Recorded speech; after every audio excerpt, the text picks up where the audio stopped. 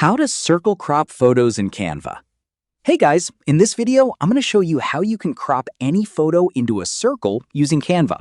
Stick around till the end so you don't miss anything important. First, let's go to Canva. From here, you can either start a brand new design or open an existing project. It works both ways.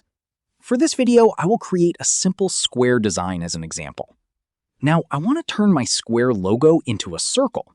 You can do this with a photo of a person, a product, or anything else. Since my logo is already in the upload section, as you can see, the original image is a square, and we want to change that shape. To start, look at the left side of your screen and click on the Elements section. In the search bar at the top, type the word circle and press enter. You will see many results, but you need to scroll down until you see the section called Frames.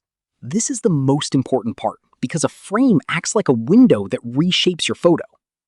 I'm going to pick the basic round circle frame. Once the frame is on your screen, just grab your photo and drag it right on top of that circle. It will automatically snap inside. If the photo isn't centered, just double-click it. Now you can use the crop tool to zoom in or move the image around until it looks perfect inside the circle.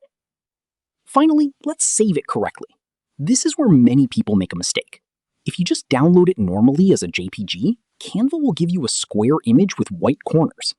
To get a true circle that you can use on any other background, go to Share and then Download. Make sure the file type is set to PNG. Then check the box that says Transparent Background. By selecting this, Canva removes those white corners completely.